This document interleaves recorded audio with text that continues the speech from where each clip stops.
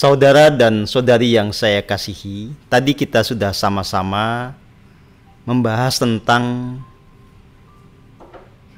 filosofi Neng Ning Nung Nang, kemudian juga tentang kebangkitan dari rasa sejati. Ya, nah, bait berikutnya dari Serat Wedotomo itu menegaskan bahwa sesungguhnya keadaan itu merupakan anugerah Tuhan. Kembali ke dalam keadaan suwung. Tidak lagi hanyut dalam kecenderungan dunia ramai yang bersifat kuasa menguasai. Maka anak-anak muda sekalian, kembalilah kepada keadaan permulaan jiwa yang paling murni. Saudara dan saudari yang saya kasihi, sekali lagi, ketika dulu saya mencoba memahami Serat Wedotomo ini hanya dengan nalar saya bisa dibilang gagal paham ya. Jadi ya harus saya katakan dengan jujur, karena tidak punya pengalaman yang otentik, saya nggak ngerti-ngerti amat sebetulnya yang disampaikan oleh Yang Mangkunegoro IV ini seperti apa. Nah, tapi ketika lewat Paku Hening saya mengalami apa yang beliau alami, maka ketika beliau mengungkapkan di dalam serat ini menjadi jelas buat saya, dan karena itu ini yang saya jelaskan pada Anda dengan bahasa kekinian ya. Jadi saudara dan saudari yang saya kasihi,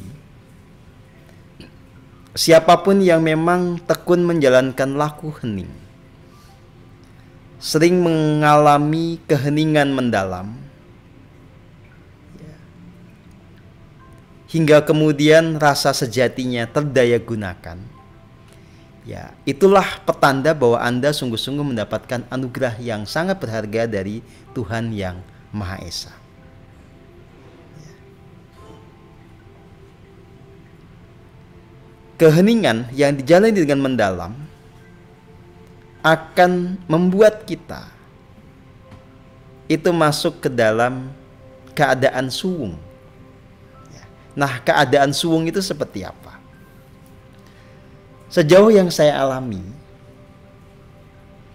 keadaan suwung itu adalah kesadaran kita ini menyatu dengan sang sumber hidup dalam realitasnya sebagai keberadaan yang tanpa batas. yang bahasa manusiawi yang paling mendekatinya adalah suwung atau kekosongan absolut. Ya. Jadi bahasa manusiawi yang mendeskripsikan keberadaan Tuhan yang paling akurat adalah Tuhan sebagai kekosongan yang absolut. Nah, pengalaman merasakan kesatuan dengan Tuhan itu disebut sebagai pengalaman suwung. Dan itu adalah pengalaman yang bisa diraih oleh siapapun yang bisa mengalami keheningan yang paling dalam. Yang tidak pernah mengalaminya tentu susah mengungkapkan yang seperti ini ya. Nah, orang yang menciptakan dalam pengalaman suwung belum tentu juga mengalami suwung ya. Lagi-lagi saya meminjam contoh yang pernah terjadi ya. Saudara Dika dari Malang itu kan dulu sering cerita, saya mengalami suwung. Itu dia bukan mengalami suwung, dia mengayalkan suwung. Mengayalkan kekosongan yang absolut. Karena apa? Karena mekanisme keheningannya tidak dijalani dengan benar. Ya. Nah, saudara dan saudari yang saya kasihi, sekali lagi kata kuncinya adalah lakukan hening dengan benar. Metode hening yang benar ini sudah saya ajarkan. Yang saya ajarkan adalah apa yang sudah saya buktikan bahwa dia efektif dalam mencapai tujuan-tujuan dalam berspiritual. Jadi sekali lagi metode hening yang saya praktekkan lalu saya ajarkan itu, mulailah dengan rileks pada level tubuh. Anda pilih posisi tubuh yang paling menyamankan. Anda boleh duduk bersandar, boleh duduk tegak, boleh sambil berbaring ya. Yang penting adalah nyaman. Yang penting Anda bisa menikmati momen ketika Anda di posisi itu. Tidak ada keharusan duduknya tegak 90 derajat, tidak ada. Gitu. Nah, kalau kemudian Anda sudah bisa rileks dengan tubuh Anda bawa perhatian kepada aliran nafas. Di sini perlu ditegaskan bahwa metode hening yang saya ajarkan bukan metode mengatur-ngatur nafas, bukan metode mengelola nafas. Yang kita kelola adalah pikiran kita. Kita membawa pikiran untuk memberi perhatian penuh kepada nafas yang tidak kita atur alias nafas yang natural. Apa tanda perhatian penuh? Ya tandanya adalah kita bisa merasakan nafas kita. Bukan merasakan asin atau pahit, tapi kita merasakan ketika kita mulai menghirup, menghembuskannya kembali dengan hidung kita dan seterusnya. Dan kemudian kita bisa menikmati proses itu. Ya. Nah, orang yang bisa menikmati akan bisa mengerti. Nah, mengerti itu namanya sadar. Jadi hening itu tentang sadar penuh. Sadar penuh atas aliran nafas yang natural. Sadar penuh bahwa dengan meniti jalan nafas itu kita akan bisa sampai kepada hingsun yang bertahta di relung hati. Nah, kalau Anda betul-betul sudah semakin rileks, masuk ke dalam keheningan, meniti nafas masuk ke dalam diri, menyadari keberadaan jiwa, mengalami keberadaan sang hingsun, lama-lama akan Anda menyadari bahwa diri Anda tak terpisahkan dengan sang yang suwung. Ya, gitu. Saudara dan saudari yang saya kasihi, mereka yang telah masuk ke dalam keadaan suwung ini merasakan betul yang namanya kasih murni itu apa. Merasakan betul yang namanya bahagia sejati itu apa. Ya. Nah, orang yang sudah pada titik ini, nanti dia punya manifestasi perilaku suwung ing pamrih. Jadi, apa pembuktian di keseharian bahwa Anda telah suwung dalam keheningan? Pembuktiannya adalah segala pikiran Anda, kata-kata dan tindakan itu tidak lagi berpamrih yang egoistik. Bahasa lainnya Anda tulus. Melakukan sesuatu karena memang mengikuti tujuan luhurnya. Tidak punya kalkulasi materialistik. Hanya patuh mengikuti apa yang menjadi titah Gusti yang kita bisa tangkap dari relung hati kita. Suwung ing pamrih itu juga tentang bagaimana kita menerima segala keadaan. Ya. Apapun yang terjadi kita terima tanpa pemberontakan. Karena kita mengerti yang terjadi adalah manifestasi dari kasih dan keadilan semesta. Ya. Maka saya sangat salut Tante Indah kemarin sudah mempraktekkan ilmu suwung, Glenn. Tidak pingsan ketika dapat berita dari Glenn kemarin tuh ya.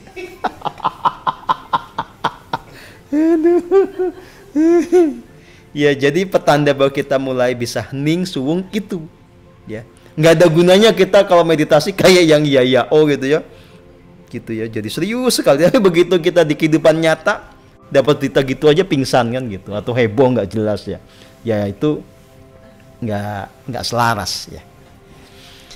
Baik, saudara dan saudari yang saya kasihi, yang Mangkunegoro 4 ini mengajarkan laku spiritual yang esensial. Jadi beliau memang praktisi spiritualitas murni yang orientasinya membawa orang kepada kemurnian jiwa, kepada jiwa pada kondisi permulaannya, ya, sebagai manifestasi dari sang sumber hidup. Nah, sebetulnya di dalam surat Vedotomo itu banyak kritik dari beliau kepada orang-orang di masanya yang itu mulai mabok agama. Ya, gitu Glenn. Gitu. Jadi dia mengatakan bahwa orang yang mabok agama, yang sok religius itu sebetulnya tidak selamat. Kalau mau selamat, kembalilah kepada esensi. Ya, kembali kepada jalan spiritual yang paling murni. Dan apa indikasi-indikasi yang bisa kita saksikan bersama orang yang telah meniti jalan spiritual? Ya, dia tidak hanyut dengan apa yang menjadi kecenderungan orang kebanyakan. Orang kebanyakan cenderung berebut jabatan.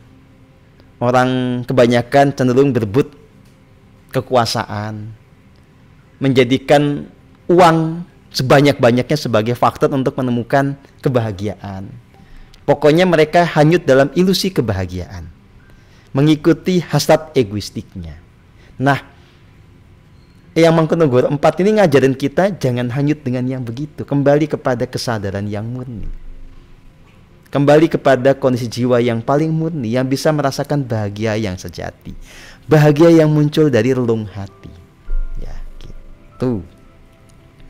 Nah, tentu saja dulu waktu saya membaca tulisan beliau di tahun 2010, 2011 ya saya belum ngerti ini karena kan belum mengalaminya. Nah, sekarang karena saya sudah mengalaminya, ya, saya sangat fasih untuk bisa menjelaskannya pada Anda semua. Ya, gitu. Oke, begitu saudara dan saudari yang saya kasihi. Nanti kita lanjut. Saya akan jawab beberapa pertanyaan dulu ya. Masih ada 2 bait lagi, nanti kita bisa baca bersama. Apakah rasa sejati sama dengan hati nurani? Ini pertanyaan dari Ria Olivia. Ini pertanyaan yang penting untuk dijawab dengan benar. Sebetulnya juga sering saya jawab ya di beberapa workshop atau beberapa kajian, tetapi ya kan pasti banyak yang belum paham juga, banyak yang baru, sehingga saya akan bahas lagi. Bedakan antara rasa sejati sebagai perangkat kecerdasan, perangkat kesadaran, dengan output dari rasa sejati. Nah, kita harus punya kesepakatan dulu. Hati nurani ini mengacu kepada apa? Kepada alat atau perangkat, atau kepada output? Ya. Lebih jelasnya begini. Ya. Kalau kita meneliti bagaimana cara kita menemukan kebenaran, secara umum kebanyakan manusia hanya menggunakan otak yang terhubung dengan perangkat indrawinya. Ya. Jadi kita punya kesadaran ragawi yang berpangkal pada otak ini, bisa mengerti sesuatu yang bisa dijangkau oleh panca indera. Ya. Kita misalnya ingin tahu ini seperti apa, gitu ya. Ya, warnanya bagaimana, itu kan dijangkau oleh mata kita sebagai bagian dari panca indera. Data yang dicapai oleh si mata ini ditransmisikan ke otak. Nanti dianalisa oleh otak, dimengerti oleh otak. Nah, panca indera kita yang lain, sense alat perasa, itu juga bisa mengkomunikasikan apa yang dia tangkap kepada otak, sehingga kita bisa ngerti, oh ini keras, nggak empuk, ya. Tapi otak dengan panca indera itu tidak bisa menjangkau hal-hal yang imaterial. Ya. Misalnya kita ingin tahu jiwa beneran ada apa tidak. Tuhan itu sebetulnya seperti apa? Petunjuk Tuhan itu seperti apa? Itu tidak mungkin dengan pendekatan empirik yang mengandalkan otak dan panca indera. Maka tradisi spiritual Jawa menawarkan metode yang tepat, ya, yang membuat kita tidak hanya bisa menjangkau yang material, tapi juga bisa menjangkau yang imaterial. Maka diperkenalkan satu perangkat di dalam diri manusia yang disebut sebagai rasa sejati. Ingat, ini adalah perangkat, ya. Jadi rasa sejati itu beda dengan sense, beda dengan alat perasa di dalam badan kita, beda dengan emosi. Jadi rasa sejati itu bukan perasaan kita, karena perasaan adalah emosi. Rasa sejati juga itu bukanlah apa yang kita pahami sebagai rumongso, merasa-rasa dalam arti prasangka, ya. Nah, ditegaskan bahwa orang hanya bisa menggunakan rasa sejati ini kalau dia hening. Nah, sekarang apa yang disebut dengan hati nurani? Mari kita lihat di contoh praktis, ya. Misalnya gini, praktek yang ada di kantor ini tidak sesuai dengan hati nurani saya. Ya, itu bahasa yang paling umum kan? Oke. Hati nurani di situ tuh apa? Apakah itu sama dengan rasa sejati? Sebetulnya bukan. Di situ hati nurani lebih bisa dimaknai sebagai kumpulan value yang terinternalisasi sangat mendalam di dalam diri kita. Ya. Jadi Anda punya value bahwa Anda itu anti korupsi, sehingga kalau orang itu koruptif Anda nggak suka. Ya. Misalnya Anda punya value hidup itu nggak usah bersaing. Ketika Anda melihat orang lain banyak bersaing, Anda nggak suka. Nah, tetapi value ini bisa dipengaruhi dengan tradisi apapun. Ya. Misalnya gini, orang-orang yang religius, misalnya dia pakai dasar tradisi Islam. Pertanyaannya, kalau lihat orang pakai bikini, hati nuraninya terusik apa enggak? Ya. Orang Islam yang masih sangat religius, ya, masih punya dogma bahwa oh tubuh harus ditutup segala macam. Itu kalau dia melihat orang pakai bikini, itu pasti dia bilang, ini tidak sesuai dengan hati nurani saya. Yang dia maksudkan adalah dia tidak punya nilai yang bisa kompatibel dengan peristiwa itu, atau peristiwa itu tidak kompatibel dengan nilai yang ada di dalam dirinya yang dibentuk oleh dogmanya. Oke. Misalnya gini juga, ya. Ini agak lucu-lucuan dikit lah ya. Case-nya waktu debat antara Gibran dengan Mahfud gitu ya. Kan Gibran dianggap tengil, tidak etik, nggak sopan. Pertanyaannya, penilaian itu dasarnya dari mana? Kan orang yang bilang, ya itu sesuai dengan hati nurani saya. Nah, hati nurani di situ maksudnya adalah value-nya dia. Value tentang sopan santun, mestinya orang muda, orang tua begini dan begitu. Ya. Nah, maka kalau kita mengerti makna hati nurani di situ, sama nggak dengan tuntunan Tuhan yang ditangkap oleh rasa sejati? Enggak. Karena kalau kita menggunakan rasa sejati untuk menangkap tuntunan Tuhan, itu bisa bertentangan dengan semua value yang pernah kita miliki. Bisa aja misalnya saya yang usianya baru mau mendekati 50, jitak orang usia 70 kan. Kamu bisa aja, kenapa enggak? Ya. Apakah saya dianggap sebagai orang yang jahat dengan begitu? Enggak juga. Ya. Oke. Jadi sebetulnya beda antara rasa sejati dengan hati nurani. Beda antara tuntunan Tuhan dengan hati nurani. Karena hati nurani ini adalah sebetulnya nilai-nilai yang terkristalisasi sampai di bawah sadar dan di lapisan tak sadar dari diri manusia. Ya. Makanya nanti Anda akan bisa melihat ungkapan-ungkapan atau ekspresi hati nurani yang berbeda-beda pada orang dengan berbagai tradisi. Ya. Kalau kita sudah bebas dari tanda kutip ya dogma-dogma religius, kita lihat orang pakai bikini biasa aja, tidak terusik hati nuraninya, ya biarin aja dia badan-badan dia. Gitu ya. Tapi kalau orang yang religius nggak bisa, gitu. Hati nuraninya terusik. Ya. Ini menantang Tuhan namanya. Kira-kira gitulah ya. Nah, justru Eyang Mangkunegoro itu mengajak kita untuk melampaui yang hati nurani tadi. Untuk masuk kepada kebenaran sejati yang merupakan firman Tuhan atau wahyu dari Gusti yang ditangkap dengan rasa sejati dan hanya bisa dimengerti di dalam keheningan. Oke, begitu. Ya.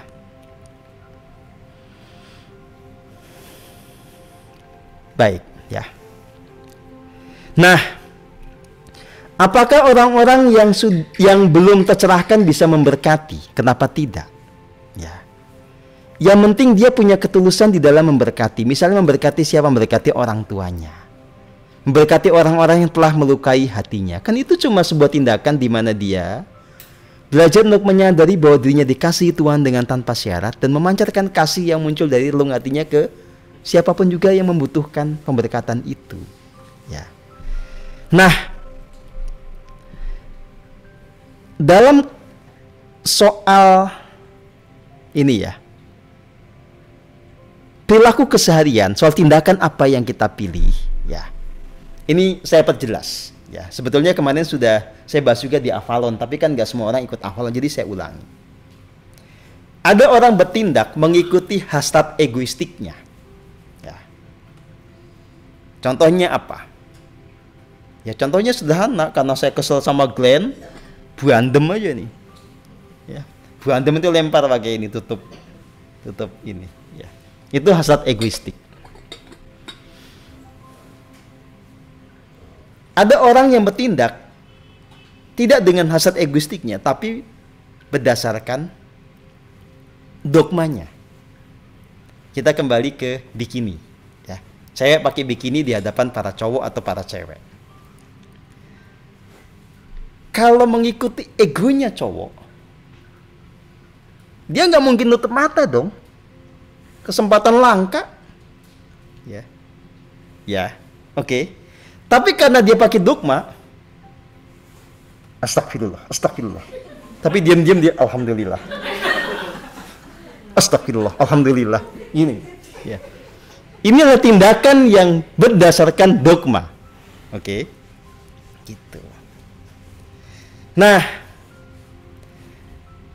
pakai akal sehat gimana? Di situ ada kalkulasi. Si nalar itu yang menganalisa, kalau saya melakukan tindakan ini nanti efeknya apa, saya siap nggak menanggung resikonya. Ya gampangannya ginilah soal bikini tadi, ya. Ya pakai akal sehat, kalau Anda teruskan, Anda akan hanyut nggak dalam khayalan ketika melihat si cewek itu. Kalau Anda memang tidak siap, ya nggak usah diterusin, Anda alihkan perhatian ke yang lain. Kemudian kan orang juga bisa punya pilihan melakukan yang namanya pelecehan, ya, karena dianggap ini cewek nakal. Kan pakai akal sehat bisa dinalar. Emangnya kalau kamu diperlakukan seperti itu, mau apa enggak? Kalau enggak mau, jangan melakukan hal yang tidak selaras kepada orang lain. Itu pakai akal sehat. Oke. Nah, opsi keempat dalam tindakan adalah mengikuti tuntunan Gusti apapun itu. Tapi yang keempat ini susah. Maka paling tidak Anda gunakan akal sehat. Ya, oke. Gitu. Nah, misalnya ada peluang korupsi. Walaupun Anda belum mendengarkan tuntunan Tuhan, kan bisa tidak korupsi. Akal sehat itu bisa memberitahu korupsi ini, gimana pun juga hasilnya akan membuat tidak selaras diri kita. Korupsi itu tetap dosa, ada risiko di penjara dan seterusnya. Jadi ya nggak usah. Ya, itu contoh bagaimana bertindak berdasarkan akal sehat. Nah, Anda yang belum tercerahkan, belum ngerti tuntunan Gusti, paling tidak gunakan akal sehat. Jangan sembrono, gitulah ituannya. Ya, oke. Baik. Ini pertanyaan yang bagus juga dari Ibnu Satria. Tapi sebelum saya jawab, ini ada komentar yang lucu ya dari Pak Bambang Minarto. Ya, Anda benar sih buat sebagian orang. Yang terusik bukan hati nuraninya, tapi anunya. Ya, itu Anda maksudnya kan? Ya. Terima kasih Pak Bambang. Anda sudah tidak munafik lagi sekarang ya. Faktor apa yang paling fundamental yang menyebabkan ajaran luhur Jawa terkikis dan berganti dengan ajaran dogma penuh ilusi seperti sekarang ini? Ini banyak faktor ya. Ya kalau faktor internal ya memang kita sendiri yang memilih untuk melupakan ajaran-ajaran luhur dari ya tanah kita sendiri, dari tanah surgawi kita. Ada faktor lain, orang-orang yang disepuhkan itu mengalami degradasi kesadaran. Tidak paham lagi apa sebetulnya esensi dari ajaran lama. Sehingga ketika dia sebarkan ke banyak orang, orang tidak tertarik lagi. Karena tidak memuaskan hasrat jiwa yang paling dalam. Tapi sebetulnya, faktor yang paling kuat itu eksternal. Kita menyebutnya sebagai strategi penjajahan kebudayaan. Ya. Kalau kita bicara tentang bagaimana neoliberalisme, neokapitalisme, sebetulnya di sini akarnya. Saya kasih ilustrasi ya. Kalau saya jadi penjajah dan penjahat gitu ya, saya mau menguasai sebuah negeri. Kita berhitung, kalau negeri itu tetap berbudaya sesuai dengan jati dirinya, dia akan sangat kuat. Dia akan berdikari, dia akan berdaulat. Ngelawannya susah. Ya. Maka yang harus dilakukan adalah menghancurkan pangkal-pangkal atau fondasi dari kebudayaan sesuai dengan jati diri. Harus dibuat sebuah operasi intelijen agar orang itu nanti melupakan ajaran luhurnya. Ya, datangkan para pengacau yang memperkenalkan ajaran-ajaran baru yang itu menganggap ajaran lama itu sesat. Nah, kalau kita mau jujur, penyesatan terhadap ajaran luhur kita itu datang dari dua jurusan. Satu dari modernisme, satu lagi dari religiusitas. Ya. Jadi orang itu kan banyak yang menyangkal jiwa bukan karena dia religius, tapi karena dia sok modern, sok saintis ya. Jadi kayak tadi Tan Samar, Tomoring Suksma, itu kalau buat orang-orang yang sok modern kan apa itu kuno, nggak ada itu jiwa. Kalau nanti mati selesai urusan kok. Ya. Oke. Nah tapi kalau yang religius itu beda lagi pendekatannya. Dia ngakui jiwa tapi nggak ada yang tahu soal jiwa kecuali itu tuh. Gitu. Kita ini apa sih? Cuma hamba-hamba, nggak ngerti. Ya. Yang akhirnya menurut kita jadi gitu loh. Oke. Nah, dua faktor ini yang sekarang bisa dikatakan sukses membuat kita lupa akan ajaran luhur dari bangsa Nusantara. Nah, justru lewat pesada matahari kita bangkitkan kembali kesadaran yang murni. Baik yang berakar pada ajaran luhur dari bangsa Nusantara maupun bangsa-bangsa yang lain. Makanya di PM kita ajarin tradisi mistisisme Jawa, tradisi mistisisme Cina dan macam-macam, ya. Gitu. Oke? Nah, maka saya harap Anda yang sudah ikut webinar nggak terus-menerus, ya. Anda itu dikasih perangkat namanya rasa sejati, gunakan, tapi Anda untuk bisa menggunakannya harus bisa hening. Jangan hanya mengandalkan otak. Sejenius apapun Anda punya otak itu, Anda tidak akan bisa menjangkau hal-hal yang misterius. Anda tidak akan bisa menjangkau perkara ketuhanan dan yang macam-macamnya itu. Ya, gitu. Oke?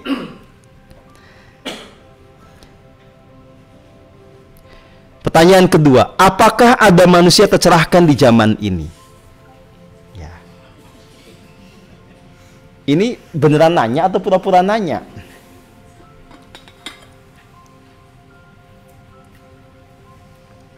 Sudah jelas di dalam standar kita,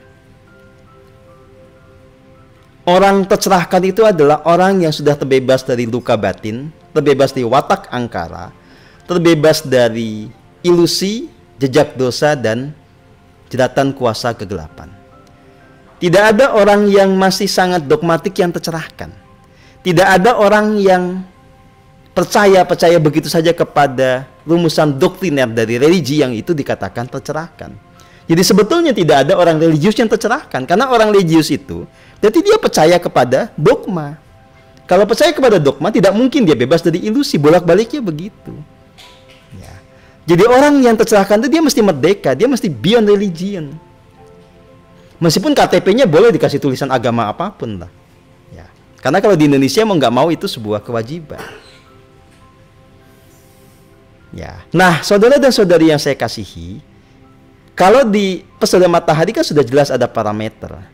Mereka yang disebut mengalami pencerahan perdana adalah mereka yang LOC-nya 500. 500 ke atas itu sudah tercerahkan. Nah, kan udah banyak murid kita yang mencapai level itu, ya. Jadi kalau di PM itu ada Pak Agus Haryono, ya. Ada Pak Nyoman Suwate, ada Mas Komeng, ada Mas Eko Nugroho, ada Mbak Ai Pieta. Ada berapa tuh? Itu yang cukup stabil. Yang pernah nyicipin ya ada Mbak Ninik, ada Pak Pande, ada Mbak Oning. Itu baru nyicipin tapi belum stabil, ya.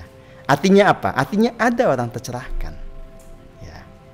Dan kita bisa melihat bahwa yang tercerahkan ini tidak lagi melekat kepada tadi doktrin. Dia sudah merdeka, ya.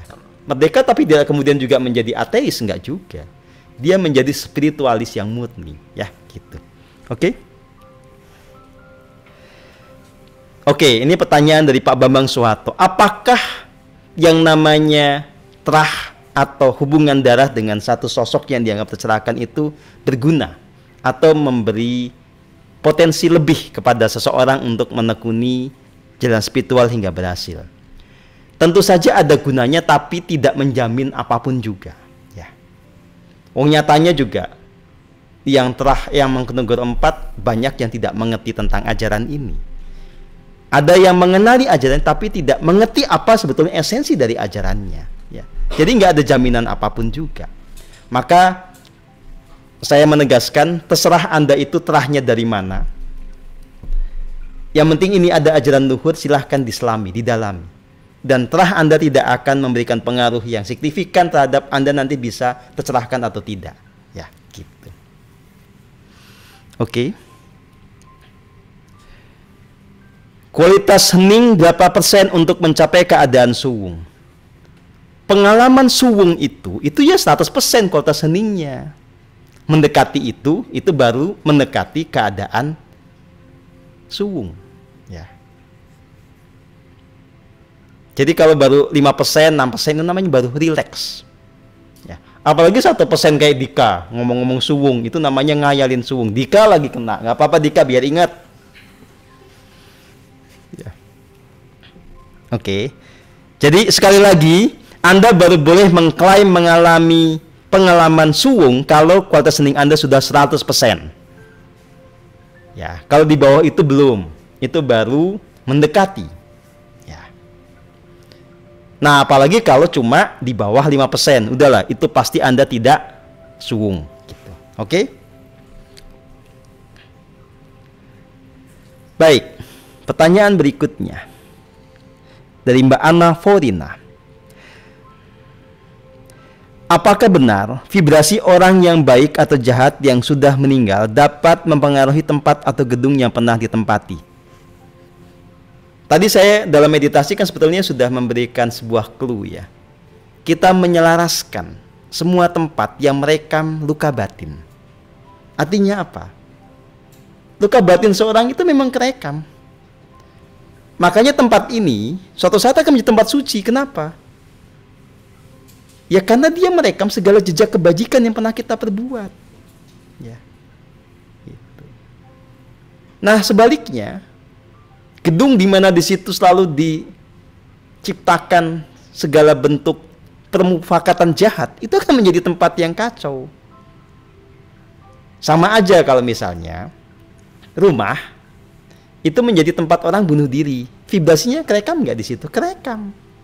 Makanya itu yang kita selaraskan, ya. Oke, begitu Mbak Anna Forina. Ini Wisnu Haristiawan tanya apa? Apakah dengan dogma meminimalisir untuk tindakan kehawa nafsuan? Ya bisa-bisa aja. Jadi kalau Anda mau tidak berbuat jahat karena dogma, ya sakarepmu, kan itu pilihan, ya. Karena bisanya begitu, ya sudah jalani aja. Jadi tidak berbuat maling, tidak berbuat korupsi, tidak berbuat nakal karena dogma. Ya boleh aja ya. Cuma ya Anda hanya akan menjadi orang yang dianggap baik atau religius, tidak akan pernah tercerahkan. Gitu. Ini pertanyaan yang lucu juga ya, dari Anang Sujatmiko. Seperti apakah wujud jiwa? Dan bagaimana jiwa bisa merasakan sakit, bahagia, sedih, bingung, dan lainnya setelah dia meninggal? Sekali lagi, jiwa itu adalah bagian dari eksistensi non-material. Realitas yang tidak bisa dijangkau secara empirik dengan menggunakan panca indera dan otak Anda. Anda hanya akan bisa menjangkau eksistensi jiwa dengan pendekatan keheningan, dengan mendayagunakan rasa sejati. Ya, nah, kalau kita menggunakan rasa sejati, kita akan mengerti bahwa jiwa ini sebetulnya beda dengan tubuh. Dalam arti tubuh fisik yang itu merupakan pembungkus atau kendaraan bagi sang jiwa. Jiwa yang dimaksud dalam kajian spiritual yang di Serat Vedatoma disebut sebagai suksma, itu adalah ekstensi yang memang dia sudah ada sebelum tubuh ini ada, dan akan tetap ada meskipun tubuh ini tidak ada. Bentuknya seperti apa? Bentuknya akan mengacu kepada tubuh halus yang membungkusnya. Ya. Jadi gini, kita sebagai manusia itu punya tubuh fisik. Di dalam tubuh fisik ini ada jiwa, maka disebut tubuh ini adalah kendaraan bagi sang jiwa. Tapi jangan lupa bahwa si jiwa ini itu ada bungkus halusnya, disebut sebagai subtle body ya, atau tubuh halus. Yang itu juga punya banyak lapisan. Makanya kalau kita menyebutnya ada astral body, ada etheric body, ada light body, ada spiritual body ya. Berlapis-lapis yang membungkus si jiwa. Nah, semakin luar lapisannya, dia semakin mendekati materialitas, semakin bisa terlihat wujudnya. Semakin dalam, semakin tidak terlihat wujudnya. Nah, makanya orang-orang yang sudah meninggal itu bisa dilihat jiwanya dengan tubuh halusnya itu mencitrakan wujud seperti tubuh fisiknya, tapi dalam suasana holografik gitu loh. Ya. Jadi gampangannya gini lah ya. Kalau saya sudah meninggal, kan saya meninggalkan tubuh fisik ini. Jiwa saya dengan tubuh halus itu akan ada di dimensi yang tidak kelihatan dengan mata biasa. Ya. Tapi kalau ada orang menggunakan rasa sejatinya, ada orang menggunakan pineal glandnya, dia bisa melihat saya dengan tubuh halus ini, yang sudah tidak punya badan fisik. Bentuknya seperti apa? Tergantung nanti dia sedang mau memvisualkan apa. Bisa aja dia kelihatan seperti pakai batik, padahal di sana memang ada batik, kan kagak. Kan di dunia sana tidak ada pabrik batik. Tapi itu hanya hologram yang dia meminjam image yang pernah dibentuk ketika dia punya badan fisik. Ya. Gitu loh, ya. Nah, kalau misalnya kita melihat bagaimana jiwanya kucing, ya nanti bentuknya ya akan seperti itu. Kecuali nanti case-nya begini. Ada jiwa manusia karena ada karma tertentu menjadi kucing. Ya. Ini menjadi wadah sementaranya ketika dia hidup di bumi. Ketika dia mati, dia kembali ke sosoknya sebagai jiwa manusia, tubuhnya tubuh holografik seperti manusia. Oke, itu bicara tentang wujud jiwa. Nah, bagaimana jiwa itu bisa punya emosi? Gini. Emosi ini sebetulnya itu adalah rekaman dari hidup ketika dia masih punya badan. Kalau dia masih punya badan, emosi muncul karena dia punya otak. Jadi punya otak itu membuat orang itu bisa punya pikiran, bisa punya emosi. Ya. Makanya kalau ada orang itu diubah struktur otaknya atau bagian-bagian otak dimodifikasi, orang bisa tidak punya emosi. Ya. Misalnya bisa membunuh tanpa rasa kasihan sama sekali. Bisa membunuh sambil senyum. Ya. Itu adalah mekanisme untuk mempengaruhi struktur otak kita. Atau orang mengalami benturan keras di satu bagian, dia bisa tiba-tiba mati rasa. Nggak bisa sedih. Ya. nggak bisa ya pokoknya nggak bisa merasakan emosi umumnya orang. Atau orang saking patah hatinya dia mencoba membaalkan dirinya, itu ada, sehingga dia tidak bisa lagi merasakan hal-hal yang umum dirasakan oleh manusia. Oke, ya. Siapa? Wikan. Wikan di zaman dulu, sekarang nggak begitu kan? Ya, Wikan itu dulu memang karena saking patah hatinya itu membaalkan emosinya, tidak lagi bisa merasakan cinta, kasih sayang dan seterusnya. Tapi itu Wikan zaman dulu, sekarang enggak. Sekarang dia sudah mulai bisa cemburu lagi. Loh, malah begitu gimana sih? Nggak benar kamu. Bukan gitu dong, kasih murni bukan cemburu. Kamu.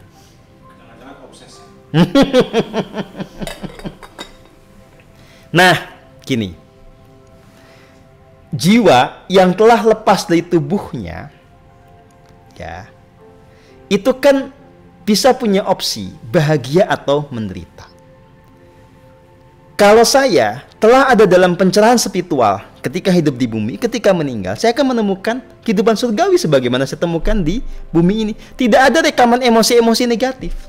Jadi si jiwa tidak lagi merasakan sedih seperti yang dialami oleh orang-orang yang masih punya luka batin. Ya. Karena jiwa itu hanya menyatu dengan hingsunnya dan merasakan bahagia sejati yang muncul dari hingsunnya. Tidak ada faktor-faktor yang membuat dia menderita. Tapi kalau Anda mati dalam kondisi belum menuntaskan dendam Anda pada seseorang, Anda mati masih dalam kondisi patah hati, Anda mati dalam keadaan masih penasaran kenapa saya tidak bisa menjadi presiden gitu ya. Emosi-emosi itu yang akan terbawa, tersimpan di tubuh astralnya, gitu. Maka dia menderita di situ. Si jiwa itu merekam di tubuh halusnya apa emosi yang dominan ketika dia hidup. Makanya, ya banyak orang itu ya menderita ketika dia meninggal karena itu dia ketika hidupnya abai membereskan segala faktor penyebab penderitaan. Ya, oke. Makanya saya akan selalu menyarankan, ayo murnikan jiwa. Ini yang diajarkan oleh Eyang Mangkunegoro IV. Ya. Mulih atau bali mulanira. Balik kepada keadaan yang paling murni, di mana kita tidak merasakan penderitaan, yang ada adalah ketenangan, kebahagiaan, kedamaian yang sejati yang muncul dari hingsun. Karena kita tidak terdistorsi oleh ilusi, oleh persepsi yang destruktif dan seterusnya, ya. Oke, begitu. Waduh, ini ada pertanyaan serem. Tadi Nur Rahman dulu, Nur Rahman. Biasanya usil dia. Mas Guru, adakah serat-serat suci selain Medotomo di Nusantara? Ini saya nanti nyari dulu lah ya, karena saya taunya cuma serat Medotomo, belum ketemu yang lain. Kalau ada nanti saya akan sampaikan pada Anda, ya. Nah, ini pertanyaan seremnya. Ya? Iya. Apakah warisan dalam Al-Quran itu ketetapan Gusti? Maksudnya apa? Hukum waris. Hukum waris kali ya. Kok nanyanya ke sini, kan ini bukan pengajian Al-Quran. Anda salah nanya lah, jangan ke saya. Nanti bisa WA ini Pak Kiai Yudi Haryono ya. Beliau mengerti soal fikih waris. Walaupun beliau punya cerita lucu tentang fikih waris itu yang hanya diceritakan kepada kami yang dekat dengan beliau ya. Tidak bisa kami expose ya. Jadi silakan aja, inilah tanya secara japri. Baik, ini ada pertanyaan bagus dari Felix Prakoso. Apakah pencerahan atau afkarung dalam tradisi filsafat barat sama dengan pencerahan dalam versi kita? Tidak sama, ya. Afkarung dalam tradisi barat itu pencerahan rasional, ya. Dia membebaskan dari dogma untuk kemudian berpegang kepada akal sehat, ya. Ya lumayan, karena dulu kan memang dogma di barat sangat kental karena gereja sangat berkuasa. Jadi afkarung itu membebaskan diri dari gereja supaya otak ini bisa dipakai dengan sepuas-puasnya, gitu ya, tanpa takut dengan tadi yang dianggap sebagai hukum Tuhan, ya. Tapi beda kalau di kita itu tidak hanya pakai otak, kita menggunakan rasa sejati. Kita bicara tentang kemurnian jiwa. Itu yang tidak dikenali oleh orang barat, ya, gitu. Tanya guru kalau purifikasi minimal LOC berapa. Ini nanyanya, aduh kayak nggak pernah belajar aja. Purifikasi itu terjadi sesuai dengan kualitas hening Anda semakin meningkat. Ya. Nah, kalau orang sudah terpurifikasi di semua aspek dengan lumayan bagus gitu ya, di lapisan sadar bawah sadarnya beres, Anda LOC 500 gitu ya. Bagaimana kaitan dan hubungan antara lapisan subtle body itu? Sebetulnya itu sudah saya jelaskan dengan sangat detail di beberapa buku, termasuk di buku Tantra Yoga ya. Kan ada misalnya astral body, dia itu yang merekam segala bentuk emosi ketika manusia hidup ya.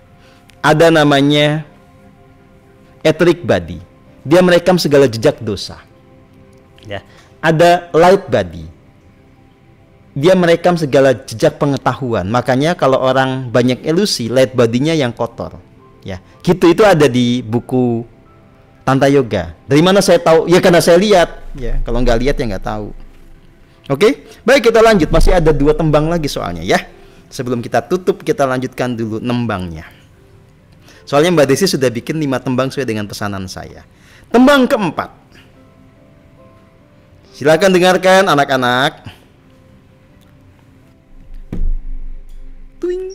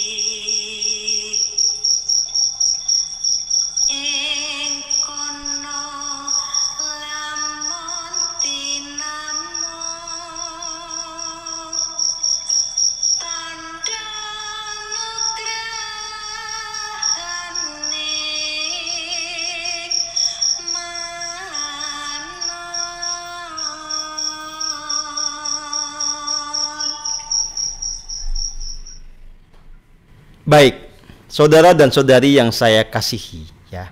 Ini bahasan yang sangat populer yang selalu dikaitkan dengan wedaran dari Eyang Mangkunegoro IV ya. Yang memang ada di dalam serat Wedotomo tentang catur sembah. Jadi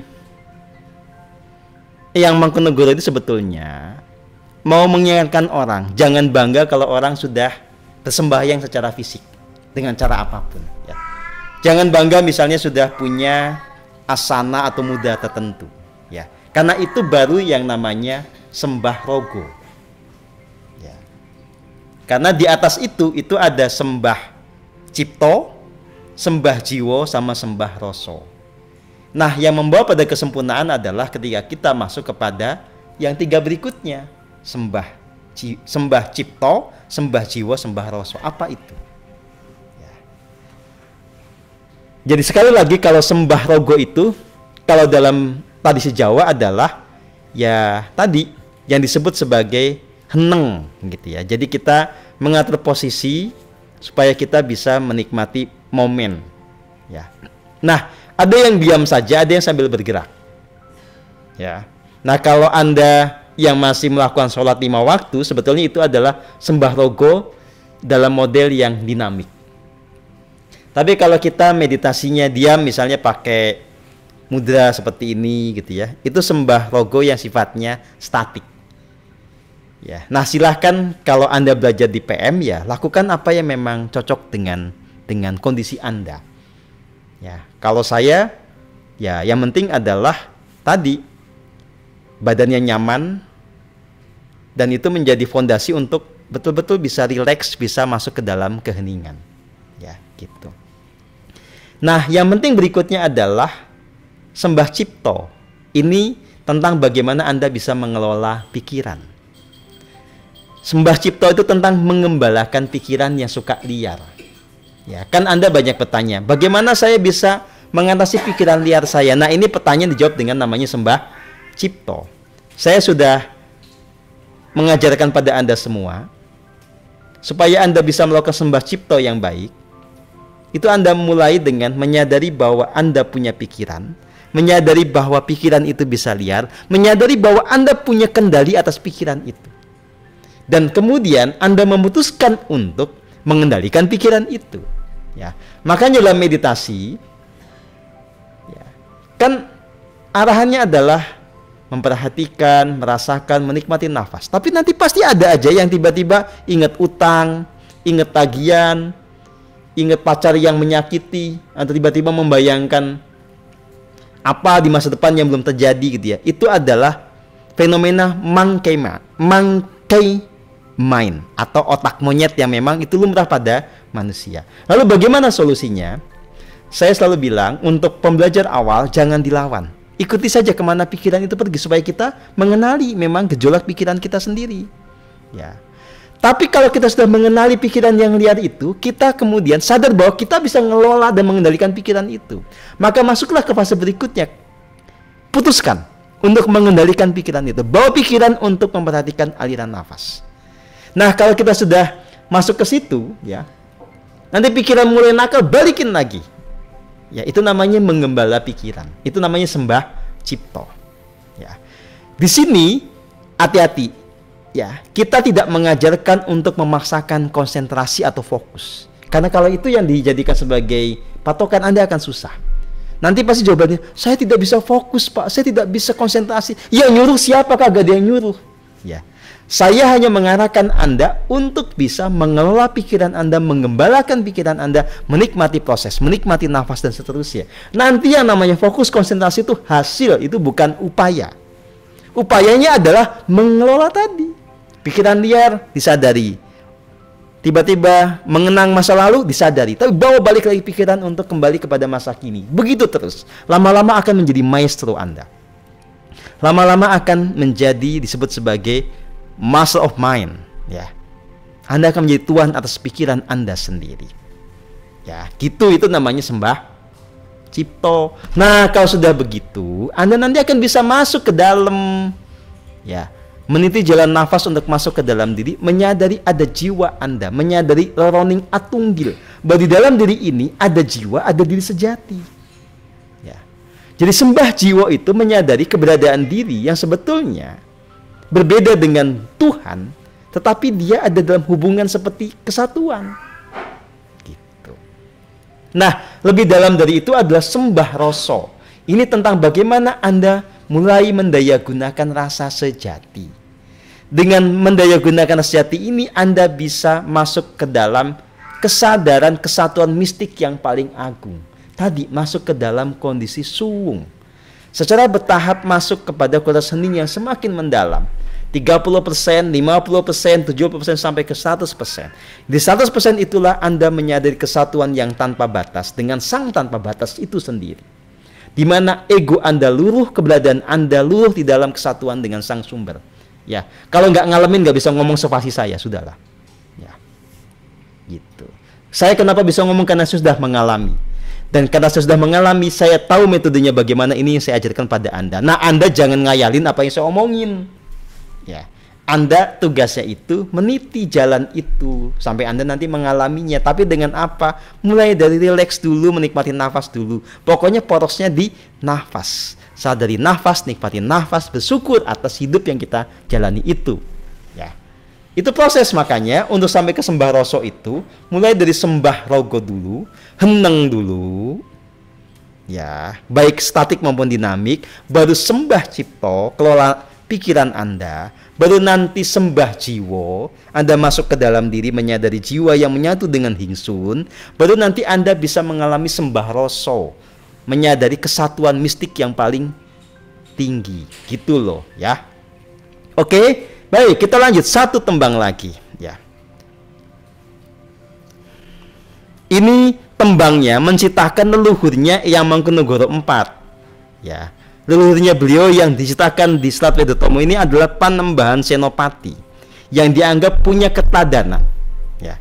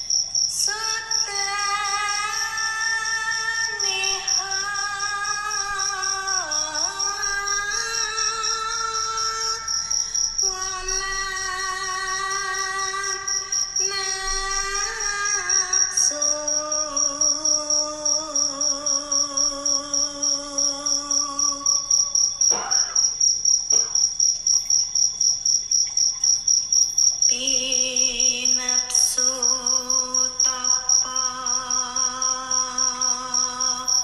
rata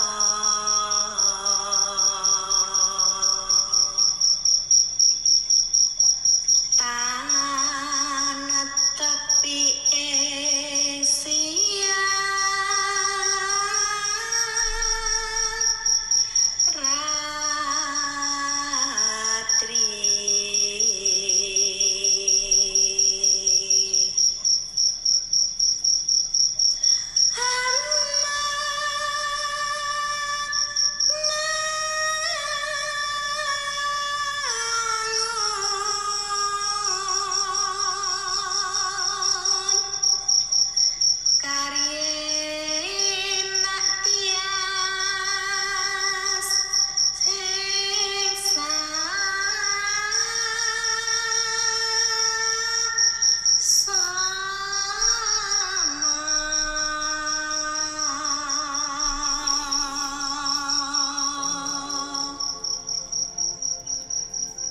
Contohlah perilaku utama bagi kalangan orang Jawa atau orang Nusantara, orang besar atau orang yang agung dari Ngeksi Gondo atau Tanah Mataram, yaitu Panembahan Senopati yang tekun bertapa brata, mengurangi hawa nafsu dengan jalan bertapa, serta siang malam selalu berkarya membuat hati tentram bagi sesama.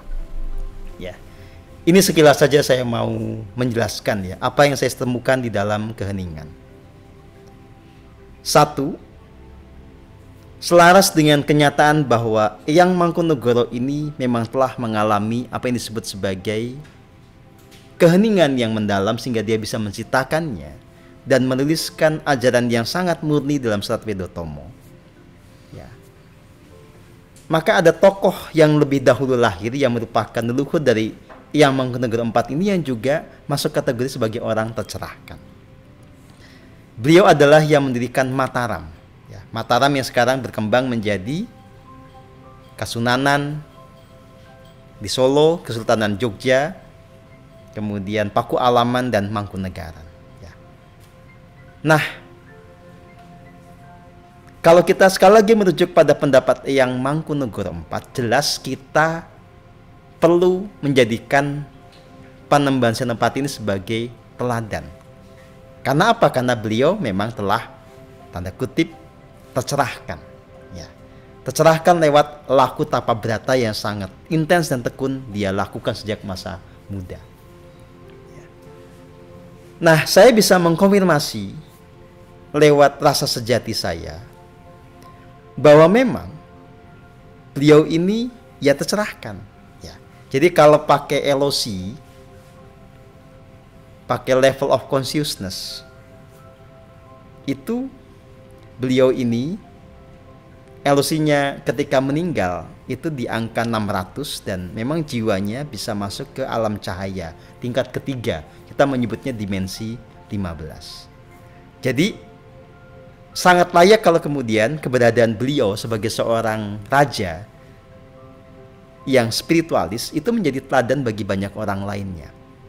Nah, kita sudah lama tidak menemukan pemimpin, apalagi pemimpin politik, pemimpin negara yang punya karakter seperti Panembahan Senopati, yang dia masa mudanya memang dihabiskan untuk banyak tadi mengolah jiwanya. Ya. Nah, sayang sekali banyak cita-cita rakyat atau cita-cita sejarah yang itu justru menjelek-jelekan atau menganggap nista tindakan dari Panembahan Senopati. Misalnya apa? Misalnya ketika diceritakan bahwa beliau ini untuk menaklukkan Ki Ageng Mangir menggunakan cara-cara licik. Jadi dia mengumpankan anaknya supaya menikah dengan Ki Ageng Mangir. Di satu momen Ki Ageng Mangir sudah menjadi menantunya itu diundang ke istana, kemudian dibunuh dengan cara licik dari belakang. Ketika mau sungkem itu dijedukin ke batu keras sehingga meninggal. Ya, coba pertanyaan kritisnya. Kalau ketika dia menjadi raja, dia sudah tercerahkan, mungkin gak dia melakukan hal seperti itu? Ya, tidak mungkin. Ya. Terus cerita ini siapa yang ngarang? Ya, Dan ini tipikal, semua raja kita pasti dibeginikan. Supaya orang tidak punya sebuah memori akan masa lalu yang indah. Selalu kita dibenturkan dengan kenyataan yang pahit. Ya. Ada lagi nana cerita bahwa Panembahan Senopati ini menjadi raja karena mencuri wahyunya orang lain. Ya. Gitu. Jadi bapaknya Panembahan Senopati ini, Ki Ageng Pemanahan, itu mencuri wahyu yang mestinya itu milik sahabatnya. Ini gimana kan? Masa wahyu keprabon bisa dicuri? Itu kan ngayal. Ya. Nggak mungkin kan, itu hasil laku, nggak bisa dipindah seenaknya gitu loh. Karena orang menjadi presiden itu belum tentu dia dapat wahyu keprabon, itu hanya menang aja karena dia bohirnya gede kan gitu. Apa nanti petanda bahwa dia tidak mendapat wahyu? Yang ngawur pemimpinnya. Gaya kepemimpinannya itu tidak selaras dengan tuntunan Gusti. Ya. Nah, justru kita ini sudah disuguhi zaman dulu contoh-contoh atau teladan tentang pemimpin yang berkesadaran murni yang disebut sebagai Ratu Pandito atau Satya Pinandito atau Satya Pinandito Sinisian Wahyu. Sayang sekali kita otaknya sudah jali dengan cita-cita yang memburukkan mereka. Nah, tugas saya adalah mengembalikan ya tadi kebenaran yang otentik. Ya. Saya kasih contoh yang nyata pada Anda bahwa ini tokoh yang bisa kita teladani ya. Dan sebetulnya ini yang sekarang sudah kita lakukan ya. Kita rajin hening, kita rajin beraksi ya. Ini yang dilakukan oleh Panembahan Senopati di masa lalu. Jadi silakan diteruskan supaya kita bisa membangun Mataram baru, membangun Majapahit baru atas dasar kesadaran spiritual yang murni. Ya, begitu. Oke? Nah, sebelum saya tutup, ini ada yang pertanyaan lucu-lucu. Apakah meditasi nggak boleh takut seperti takut kemasukan jin? Anda nggak meditasi aja udah banyak jinnya, Mbak. Saya kasih tahu ya, Anda nggak meditasi itu udah banyak demitnya. Mau takut gimana sih? Nggak usah ngayal lah. Meditasi itu sebuah momen di mana kita hening, menikmati nafas, bersyukur. Kok bisa takut kemasukan jin tuh? Gimana logikanya? Ya. Justru meditasi itu momen di mana Anda memulihkan jiwa. Makanya nggak usah ada takut yang enggak. Orang Anda sekali lagi nggak meditasi ada banyak jinnya, gimana? Oke, jelas ya. Kadang-kadang saya tuh geli sendiri ya. Saya udah bicara kemana gitu ya. Yang nanya, aduh, kayak kita udah ada di abad berapa dengan segala kemajuan teknologi. Ini masuk kepada pembahasan kayak manusia gua gitu loh. Itu kalau di analogian tuh kayak begitu, jadi geli sendiri. Mau ditinggal ya dia manusia gitu. Nggak ditinggal yang gemesin.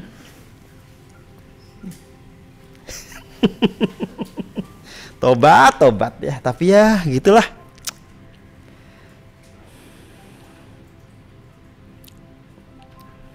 Baik, ini terakhir yang saya jawab. Apakah kerentak hati sama dengan rasa sejati? Sekali lagi, rasa sejati itu alat, kerentak hati itu baru output ya. Nah, soal kerentak hati itu kayak apa tergantung kemurniannya. Kemudian dari orang itu, kalau dia murni, ya bisa itu memang tuntunan Tuhan. Tapi kalau nggak murni, itu yang memang problematis. Bisa ego Anda, bisa macam-macam lah. Makanya tidak bisa tidak, Anda harus hening memurnikan jiwa supaya kalaupun ada kerentak hati itu benar dari Tuhan. Ya, baik, demikian yang saya bisa sampaikan teman-teman semua. Selamat bertumbuh, selamat belajar. Kita akan ketemu lagi di minggu depan. Pokoknya selama saya masih bisa ngajar, saya akan ngajar terus. Paling tidak seminggu sekali di webinar ini. Ya. Atau nanti ada bonus-bonus tambahan seperti kayak kemarin kajian di Bali, ujuk-ujuk ada kajian. Ya. Ya, pokoknya yang masih siap bertahan belajar bersama saya, hayu sampai semakin banyak orang yang menemukan kebenaran sejati, semakin banyak orang yang menemukan pencerahan spiritual yang sejati. Supaya kita bisa membangun negeri ini menjadi negeri yang baru, yang betul-betul landasannya kesadaran murni. Ya, terima kasih banyak. Sampai jumpa. Rahayu semuanya.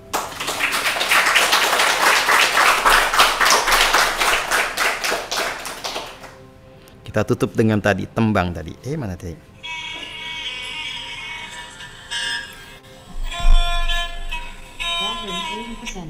connected to SHD7.